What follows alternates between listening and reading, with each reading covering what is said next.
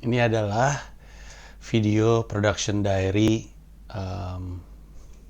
director's diary dari produksi Mendarat Darurat. Setiap hari setelah selesai syuting, dari hari pertama sampai hari terakhir, gue mau bikin production diary hanya untuk mengingatkan gue apa yang hari ini terjadi. Dan jadi catatan produksi gue, mungkin kapan-kapan gue bisa tonton lagi untuk modal gue directing lagi. Jadi di hari pertama ini adalah klasik filmmaking, yaitu tidak ada yang berjalan sesuai dengan rencana.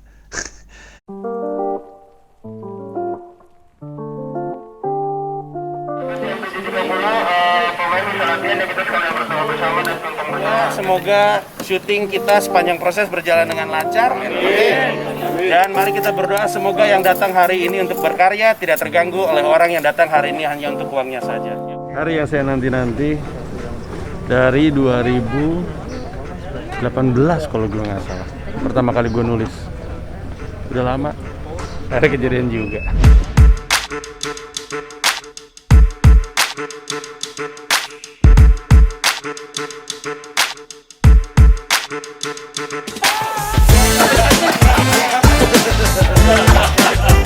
Galak bagaikan singa.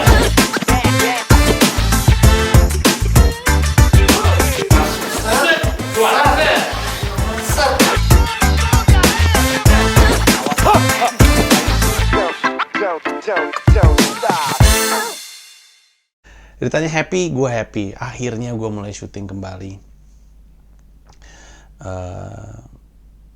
Dengan keadaan ini dan dengan menanti begitu lama. Ini film kalau gue nggak salah pertama kali ditawarin ke gue tuh 2018 akhir kayaknya. 2019 gue tulis, terus tadi mau dikerjain 2019 bulan Oktober, terus nggak jadi, terus tadi mau April, terus mundur karena pandemi, dan akhirnya syuting juga. Jadi seneng sekali, seneng dengan pemain-pemain gue hari ini, seneng dengan shots gue hari ini, seneng dengan kerjasamanya hari ini. Seperti tipikal hari pertama, semangatnya masih pada tinggi, masih pada gesit, masih pada oke. Gue berharap ini akan jalan terus seperti ini kurang lebihnya. Dan seperti yang gue ucap tadi pagi. Kami kan gue dijemput jam 5, terus nyampe lokasi jam 6, terus jam setengah 8 ketika udah pada set semuanya, lampu, kamera, pemain udah jadi. Terus kami syukuran, terus gue bilang semoga hari ini syuting berjalan lancar, dan kalau nggak lancar kita beri kemampuan untuk mengatasi permasalahannya, dan semoga yang datang hari ini untuk berkarya tidak terganggu oleh orang yang datang hari ini untuk duitnya aja. Dan kurang lebihnya seperti itu. Secara umum berjalan dengan lancar. Kendalanya adalah hujan. Sesuatu yang udah gue prediksi karena berapa hari ini hujan mulu. Dan udah gue coba untuk atasi dengan mengerjakan beberapa scene awal dengan efisien. Tadi waktu mulai syuting di scene awal, scene 1, scene 2 itu kru gua, si LP gua, si DP gua dan timnya itu bersorak-sorak, oh, alhamdulillah saya senang sama Pak Panji, sutradara yang tahu apa yang dia mau. Karena tadi ketika gue ngerjain beberapa scene, gue lakukan dengan cepat dan memang nggak ada stock shot yang terlalu banyak gitu. Jadi mungkin akan terkesan aneh dari sisi penyutradaraan mungkin oleh sutradara lain atau mungkin orang lain, kok si Panji stoknya dikit bener gitu. Tapi itu karena gue tahu persis adegannya apa. Adegannya itu montage yang per siklusnya itu cuman punya waktu 5 detik kelihatannya gitu. Jadi gue bingung buat apa kita ngambil cover, buat apa kita ngambil close-nya, buat apa kita ngambil angle lain. Punya 2 angle aja untuk sesuatu yang di kepala gue akan jadi sebuah montage tuh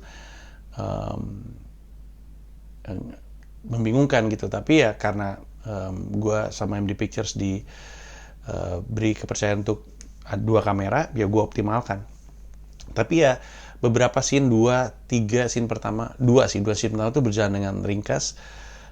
dengan cepat, karena salah satunya gue ngejar 2 scene yang gue anggap berat, bahkan salah satu scene terberat. Jadi gue memulai hari pertama dengan scene yang berat, scene yang sangat dramatis. Kalau disuruh milih, tentu gue pengennya scene ini dikerjakan nanti setelah 2 karakter utamanya, si Glenn sama Kania, menjalani hari-hari bareng, menjalankan adegan-adegan bareng, sehingga ketika scene ini dibutuhkan atau dikerjakan, mereka udah punya cukup bayangan apa yang mereka sudah lakukan.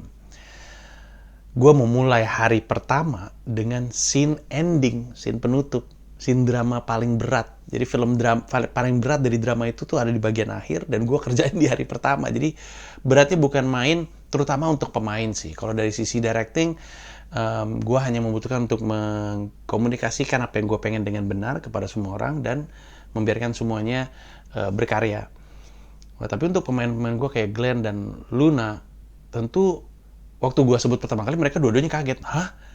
Scene ayunan pertama gitu. Semuanya kaget. Si Luna sampai, no! Gitu-gitu, sampai gini-gini dia. Tapi emang itu keadaannya. Karena ya kan, ini bukan sesuatu yang ideal, dan semua juga ada jadwalnya, pemain ada jadwalnya, lokasi ada jadwalnya. Jadi ya emang mau gak mau seperti ini. Dan gue tahu Reza pernah bilang, don't worry, Pak Sutradara, I'm going to make it easy, I'm going to make your job easy, dia bilang kayak gitu. Dan gue percaya itu, gue tahu dia brilian. Tapi itu berarti dalam kalimatnya dia mengatakan bahwa ya dia akan ngasih yang terbaik seperti biasanya, tapi gue juga tahu he has to dig deep gitu untuk memberikan usahanya dia. Dan hari ini dua-dua pemain gue tuh unbelievable. Rezeki bener gue dapet 2 pemain ini.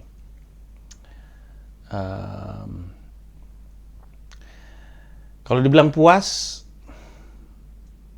dengan pengerjaan hari ini dan penyutradaraan hari ini, gue mungkin idealnya gue bilang puas, tapi bohong kalau gue bilang puas. Dan gue curiga jangan-jangan gue nggak akan sampai puas gitu. Bukan karena gue nggak bersyukur dan gue nggak ngasih yang terbaik. Yang gue udah kerjakan tuh itu yang terbaik yang dari yang gue bisa dapatkan dan gue bisa kerjakan. Hanya saja kadang ya sebagai sutradara kita mesti ingat yang kita bela itu ceritanya, bukan gambaran adegannya yang ada di kepala. Kebayang ya. Jadi yang kita bela tuh ceritanya. Yang ingin disampaikan apa sih? Ceritanya tuh apa? Apa yang ingin dicapai? Apa yang harus tersampaikan? Poin-poin apa dalam ceritanya yang penting untuk ada dan sampai kepada yang nonton? Itu yang dibela. Kalau lu ngebela bayangannya lu ketika nulis ya, terus lu menghayal, atau lu sebagai sutradara menghayal, dan lu berharap gambaran itu plek-plekan ada, akan sangat-sangat rumit. Bahkan kalaupun semua aspek itu kayak lokasi itu ditaruh di studio, jadi kita bisa bikin set dan jalan, dan kalau perlu kota yang sesuai dengan yang ada di imajinasi kita, akan ada aspek-aspek yang membuat itu tidak benar-benar persis yang ada di kepala kita. Mungkin dari sisi pengadeganan, pemainnya bergerak seperti yang pemainnya butuhkan. Jadi bukan, gue sih ngerasa aktor kan bukan robot yang abis ini lu begini, abis ini begini, abis ini begini. Jadi nggak robotik gitu. Lu kasih tahu motivasinya, lu ingatkan, mereka udah tahu ceritanya, mereka udah reading, dan gue bersyukur syuting ini mendarat darurat. Proses readingnya tuh menurut gue ideal. Bisa lebih baik, tapi ini udah sangat-sangat ideal. Berkah buat gue. Jadi pemain gue udah pada siap. Dan walaupun Luna dan Glenn tahu ini akan jadi scene yang berat, mereka tahu ini adegannya seperti apa. Justru karena mereka tahu adegannya seperti apa, jadi terasa berat.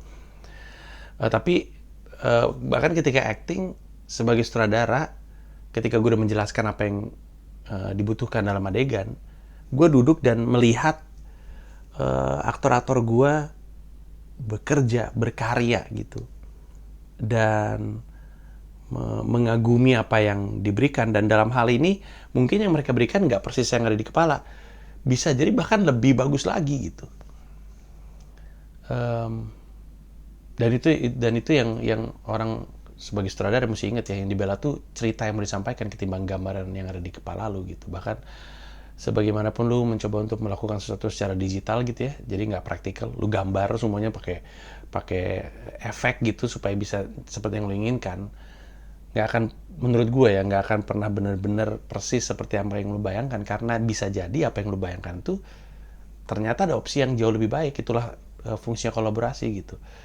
Kayak tadi contohnya Pak Ipung, DP gue, direktur fotografi gue, ngasih gue shot setelah gue cerita apa yang gue pengen kan, ngasih gue shot yang menurut gue dan shot yang Pak Ipung kasih ke gue itu ketika dikombinasikan sama pemain, mereka melakukan, it's almost magical, it's like magic.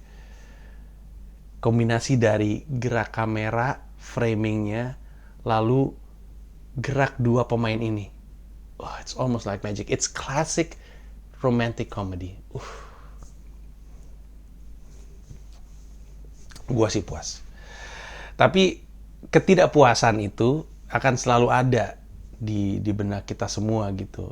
Dan salah satunya adalah lucu banget. Jadi scene ending itu, scene ayunan, itu kan di kepala gua pertama kali, itu tadinya tuh ada sunset, terus ada golden hour gitu. Tapi terus kemudian gue menemukan lokasi yang menurut gue bagus, bahkan nyaris sempurna seperti yang dibutuhkan ceritanya, nyaris sempurna. Si karakter Kania itu di bayangan gue tuh ngabur ke sebuah tempat, dimana dia tempat yang biasa jadi dia suka ngerenung gitu, sebuah ayunan yang udah dia suka mainin dari zaman dia kecil. Dan ketika dia pulang ke rumah, bajunya mengindikasi bahwa dia mencoba untuk menjangkau the little girl inside her, the little princess inside every woman. There's a little princess inside every woman, gue percayanya. Dan she's trying to reach out the inner little princess in her. Dan secara visual kita akan ngelihat dia kayak lagi jadi anak-anak lagi, bajunya baju rumahnya, dan sekilas agak kayak baju anak-anak, rambutnya diikat, terus dia duduk, terus dia bermain dengan ayunannya. Dan gue menemukan tempat yang ideal karena tempatnya itu ternyata masih di dalam kompleks, yang mana ideal sekali. Kan sebenarnya lebih aneh lagi kalau misalkan dari rumah tiba-tiba dia antah berantah sebuah taman yang luas banget. Itu sebenarnya aneh sekali. Ketemu nih sebuah tempat di mana di dalam perumahan ada semacam danau, terus ada pohon-pohon di pinggirnya, terus kami setup ayunan di situ. Jadinya cakep banget, lebih ideal daripada yang gue bayangkan. Kolaborasi lagi tuh dengan lokasi dan segala macamnya.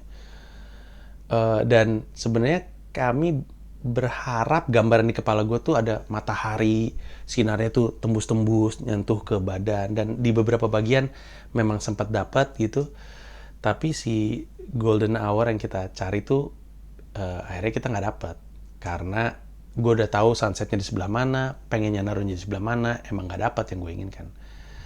Tapi gue udah tergantikan dengan danau yang ada di depannya, gerakan air, cakep deh pokoknya. Tapi setelah itu tiba-tiba kita ngelihat Luna, Reza, tiba-tiba, hah? Itu sunsetnya bagus banget, ayo kita semua keluarin lagi kamera. Padahal udah bungkus tuh, semua pemain udah ganti baju, udah hapus makeup, kamera udah dibungkus, udah selesai, udah mau pulang. Tiba-tiba sunsetnya bagus banget. Sebenarnya waktu hujan, jadi kan kami syuting gitu ya, ada si syuting ending scene ini kan membuat gue curiga gue butuh waktu cukup banyak, ini akan jadi scene yang melelahkan. Jadi gue coba untuk ringkas, tadi gue bilang di depan, supaya gue punya waktu cukup untuk mengerjakan ini cukup oke. Tiba-tiba kena hajar hujan kan, jadi kita nunggu cukup lama, 2 jam setengah nggak ngapa-ngapain. Dan waktu hujan gue udah curiga, ini kalau misalkan kita selesai nih, mungkin pas waktunya kita ngerjain nih mataharinya belum keluar. Tapi biasanya sih sunsetnya bagus, karena gitu kan, kalau habis hujan kan langitnya jadi bersih. Terus gue nggak tahu apa yang mesti gue harapkan. Mau ngeliat kayak gitu tapi kemudian gue sedih karena nggak dapet, atau nggak ngeliat kayak gitu tapi kemudian nggak dapet matahari gitu. Jadi gue nggak tahu apa yang gue harapkan. Terus tapi scene gue kerjakan, tiba-tiba sunsetnya keluar, terus semua orang, si Luna sampai gemes, aduh ayo dong Paipung mbak ayo dong keluarin lagi kameranya. dia lebih gemes daripada gue, dan gue lebih kepada ya emang nggak kekejar, nggak memungkinkan. Dan semua orang akhirnya foto-foto. Luna foto-foto, Reza foto-foto, gue foto-foto, kru gue foto-foto.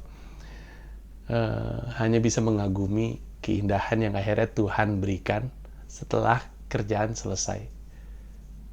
Kayak Tuhan kasih gue langit yang bagus ya, terus Tuhan nggak ngasih kan, terus pas selesai kerjaan udah selesai, terus Tuhan bilang, nih hadiah buat lo, nih gue kasih langit bagus, terus kita yang overall, it's a wonderful first day. It's a wonderful first day.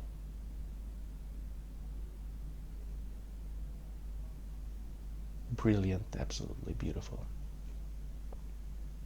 Beautiful scenes, beautiful acting, beautiful shots, beautiful. Good day. Nggak puas, happy tapi.